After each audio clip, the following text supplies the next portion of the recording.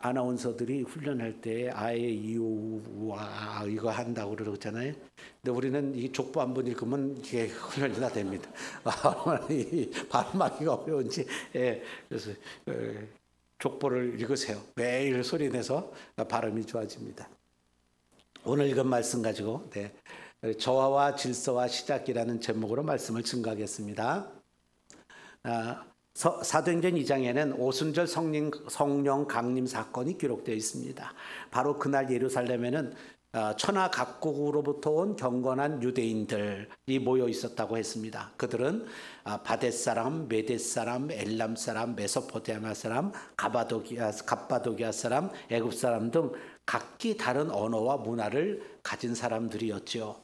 그런데 놀라운 일이 일어났습니다. 성령이 임하자 제자들이 각 나라의 언어로 하나님의 큰 일을 말하기 시작한 겁니다. 여기서 하나님의 큰 일이란 복음을 말하는 겁니다. 그러니까 서로의 말이 통하지 않았던 각 나라로부터 온 이 유대 사람들이 자기 나라의 말로 이들이 방언하는 걸 들으며 놀라워했습니다. 그래서 사람들이 몰려들었어요.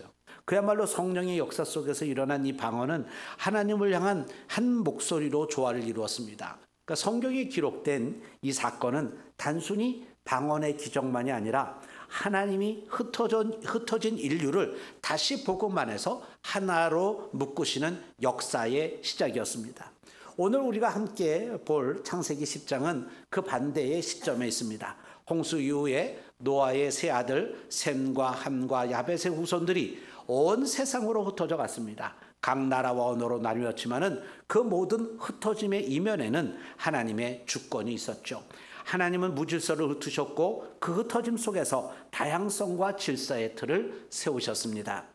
그리고 훗날 오순절 성령 강림의 날 하나님은 그 다양성을 복음 안에서 다시 조화시키셨습니다.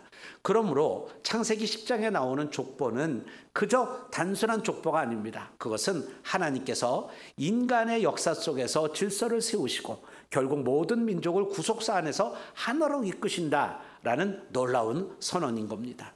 홍수 이후 노아의 세 아들 셈과 함과 야벳의 후손들이 온 세상으로 흩어져서 각 나라와 민족을 이루는 장면이죠. 언뜻 보면 단순한 이름의 나열처럼 보이지만 그 안에는 하나님이 세상에 다양성과 질서를 세우시는 놀라운 섭리가 담겨 있습니다.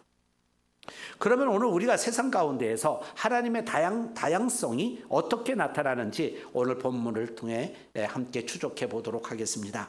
첫째, 하나님의 질서는 혼돈을 흩으시고 다양성을 세우십니다. 오늘 본문은 먼저 야벳의 후손들로 시작하지요. 2절입니다. 야벳의 아들은 고멜과 마곡과 마대와 야완과 두발과 메섹과 디라스요. 야벳의 자손들은 북쪽과 서쪽 곧 유럽과 아시아 지역으로 퍼져나갔습니다. 이들은 바다를 건너는 민족으로 성장했죠. 그래서 5절에 이들로부터 여러 나라 백성으로 나뉘어서 각기 언어와 종족과 나라대로 바닷가의 땅에 머물렀더라 라고 말하고 있죠. 이것은 하나님께서 인류를 흩으시되 무질서하게 흩으신 것이 아니라 질서 있는 다양성을 세우셨다는 뜻입니다. 모든 민족은 우연히 생긴 것이 아니라 하나님께서 경계를 정하시고 역할을 주셨습니다. 여러분, 2010년 칠레의 광산 붕괴 사고를 혹시 기억하고 계세요? 69일 동안 지하에 갇혔던 33명의 광부들이 구조될 때 그 현장에는 칠레인, 미국인, 한국인, 프랑스인 등 여러 나라 사람들이 함께 구조하려고 모여 있었다고 하죠. 언어도 기술 방식도 달랐지만은 생명을 구한다라는 이 한 목적 아래 완벽한 조화를 이루었습니다. 그들은 구조 후에 이렇게 고백했다고 하죠. 우리의 다양함이 하나님의 도구가 되었습니다. 그러니까 하나님께서 세우신 질서도 이와 같습니다. 하나님은 인간을 똑같이 만들지 않으셨습니다. 다양한 문화, 언어, 재능, 민족을 통해 더 풍성한 조화를 이루십니다. 세상에는 같은 사람이 없어요. 그래서 지문도 다 다르다 그러잖아요. 그 지문이 이제 고유의 인식이 되죠. 지문도 사람마다 다 달라요. 온 세상 사람들이 얼마나 많습니까? 근데 그 사람들 중에 하나도 지문이 같은 사람이 없어요. 놀랍지 않습니까? 여러분, 얼룩말도 우리가 보면은 다 그 말이 그 말인 것 같지만은 얼룩말도 한 마리도요 같은 무늬의 말이 없답니다. 예, 과학자들 얘기가 그렇습니다. 그러니까 우리 보면 저 그놈이 그놈 같고 저놈이 저놈 같은데 그게 안 그래요. 예. 근데 우리도 보면 아프리카 사람은 다 똑같이 아프리카 검어가지고 그 사람이 그 사람 같은데 그게 안 그래요. 다 달라요. 보면은 네, 다 다릅니다. 그러니까 다양합니다. 그래서 하나님은 더 풍성한 조화를 이루도록 만드신 거예요. 고린도전서 15장은 이렇게 말합니다. 몸은 하나인데 많은 지체가 있고 몸의 지체가 많으나 한 몸인과 같이 그리스도도 그러하니라. 그러니까 다양함은 무질서가 아니에요. 하나님의 조화의 도구입니다. 그 옛날 노아 시대에도 하나님은 홍수 이후 인류를 다시 흩으시며 하나님 없는 통일이 아닌 다양성 속에서 질서를 만드셨습니다. 창세기 11장 이 바벨탑 사건에서 인간이 흩어짐을 면하자라고 했을 때 하나님은 흩으심으로 응답하셨어요. 저렇게 많이 다 흩어졌어요. 예, 다 흩어졌습니다. 왜입니까? 죄로 오염된 인간의 단일화는 교만과 억압을 낳기 때문입니다. 여기서 우리는 하나님의 창조의 원리를 보게 됩니다. 하나님은 혼돈으로부터 질서를 세우시되 일률이 아니라 다양성을 통해 조화를 이루신다. 마치 심포니 오케스트라의 연주처럼 각 악기가 다른 선율을 연주하지만 전체가 하나의 하모니를 이루듯이 하나님의 나라도 다양한 민족과 언어를 통해 하나님의 영광을 드러냅니다. 둘째, 인간의 죄는 다양성을 왜곡하며 불의의 질서를 만듭니다. 이제 본문은 함의 후손으로 넘어갑니다. 6절을 보실까요? 함의 아들은 구스와 미스라임과 붓과 가나안이요. 그중 8절부터 등장하는 니므롯은 인류 역사의 중요한 인물입니다. 9절입니다. 그가 여호와 앞에서 용감한 사냥꾼이 되었으므로 속담에 이르기를 아무는 여호와 앞에 니므롯같이 용감한 사냥꾼이로다 하더라. 니므롯은 세상 최초의 도시국가를 세운 인물로 바벨의 건설자입니다. 바벨시를 세운 사람, 바벨 도시를 건설한 자예요. 그의 이름은 히브리어로 반역하다라고 하는 데서 유래했다고 보는 학자들이 많습니다. 마라드라고 하는 그 단어에서 유래했다고 보는 학자들이 많아요. 어찌되었건 그는 하나님이 아닌 자기 힘으로 질서를 세우려고 한 인간의 상징입니다. 그가 세운 바벨은 이후 인간의 교만이 극대화된 도시가 되었습니다. 그가 세운 바벨과 에렉과 악각과 갈레라는 이 나라는 모두 세속적 권력과 교만의 중심이었습니다. 즉 하나님 없는 질서는 언제나 그 권력 중심의 불의한 질서로 변질됩니다. 사무엘상 15장에서 사울 왕은 하나님께 제사 명령을 어기고 자기 판단대로 행동했어요. 자기가 제사 드려버렸어요. 사무엘을 기다리지 않고. 그는 사무엘을 만났을 때 제사도 드렸으니 괜찮지 않습니까? 그리고 생각했지만은 사무엘은 이렇게 꾸짖었습니다. 순종이 제사보다 낫고 듣는 것이 수양의 기름보다 낫습니다. 이처럼 하나님 없는 질서는 결국 불순종입니다. 교만은 언제나 무질서로 이어지게 돼 있어요. 오늘 우리의 사회도 평등과 통일을 말하지만은 하나님 없는 평등은 결국 혼돈이 됩니다.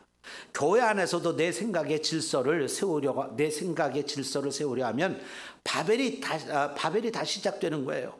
하나님께서 주권의 중심이 되실 때만 참된 질서가 세워집니다. 셋째, 하나님의 언약 백성은 다양성 속에서 구속사의 질서를 이어갑니다. 이제 마지막 부분은 셈의 후손입니다. 21절을 보실까요? 셈은 에벨 온 자손의 조상이요 야벳의 형이라. 셈의 족보는 언약의 계보가 흐르는 통로입니다. 여러분 보시는 것처럼 셈의 족보가 흐르죠. 그의 후손 중 에벨은 히브리어의 어원이 돼요. 그리고 그의 계보에서 아브라함이, 그리고 그 아브라함 통해서 메시아 예수 그리스도가 오시게 되죠. 이처럼 하나님은 다양한 민족의 역사 속에서도 언약의 줄기를 잃지 않으십니다. 그분의 구속사는 흩어진 민족들을 복음 안에서 다시 모으는 방향으로 갑니다. 여기서 우리가 중요한 신학적 진리를 봅니다. 하나님은 인류 전체의 다양성 속에서도 언약의 줄기를 놓치지 않습니다. 하나님의 계획은 민족과 문화와 언어를 초월해서, 그래서 결국 하나님의 나라라는 질서 안으로 인류를 이끄십니다. 사도 바울은 이 사실을 사도행전 17장에서 이렇게 해석합니다. 인류의 모든 족속을 한 혈통으로 만드사 온 땅에 살게 하시고 그들의 연대를 정하시며 거주의 경계를 한정하셨으니. 모든 민족이 하나님께서 정하신 때와 장소에 살아가고 그 다양성 속에서 하나님의 구속사가 흐르고 있다는 겁니다. 그러므로 창세기 10장은 단순한 족보가 아니라 하나님께서 세상에 세우신 질서의 지형도입니다. 하나님께서 이 세상에 세우신 질서의 지형도. 그러니까 룻기 1장을 보세요. 이방 여인 룻은 모압 사람이었습니다. 이스라엘 족보로 보면 밖에 있는 아웃사이드였습니다.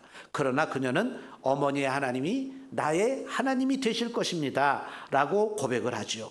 하나님은 그런 룻을 다윗의 조상으로 결국 메시아의 계보 속으로 들어오게 하셨습니다. 이것이 바로 하나님의 다양성과 구속의 질서입니다. 하나님은 오늘도 다양한 사람들을 통해 하나의 구속사를 이루십니다. 민족, 언어, 배경, 계층이 다 달라도 그리스도 안에서 모두 하나입니다.